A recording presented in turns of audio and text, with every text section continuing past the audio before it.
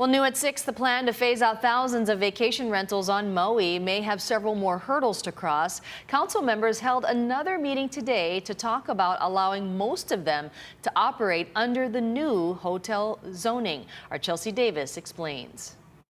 So we have 5 ayes, 3 noes. Motion carries. It seemed like a done deal just days ago. Mayor Richard Bisson made history on Maui by signing Bill 9 into law to phase out more than 6,000 transient vacation rentals. But the controversial plan may not be over. On Friday, council members discussed Resolution 25-230. The administration agreeing to this, creating the additional zoning categories, working with Corp Council and the planning department, is showing good faith to all of the people who are experiencing this transition. It asked the Maui, Molokai, and Lanai planning commissions to amend the county's zoning ordinance to establish 2 additional hotel districts, H3 and H4, where short-term rentals would be allowed. As written, the proposed ordinance would reserve H3 and H4 districts specifically for properties that were previously in A1 and A2 zoning and where transient vacation rentals were legally permitted prior to the passing and phase out of Bill 9. A temporary investigative group, or TIG, was created to study the impact of Bill 9. The group recommended 4,500 units for transition into the proposed new hotel districts. That means if the plan is approved, approximately 1,500 vacation rentals would be phased out. Community members asked that the reso be sent to a council committee for closer examination and public comments. The community and general public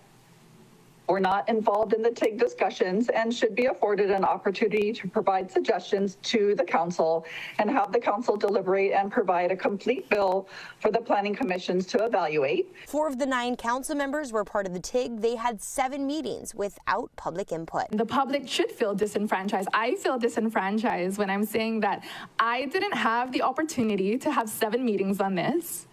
I don't know what the 7 meetings were about, and that I was just given 1 meeting to hear the report of the recommendations. That's disrespectful. The Disaster Recovery, International Affairs, and Planning Committee will discuss this further on January 5th. The public is welcome to testify. Chelsea Davis, Hawaii News Now.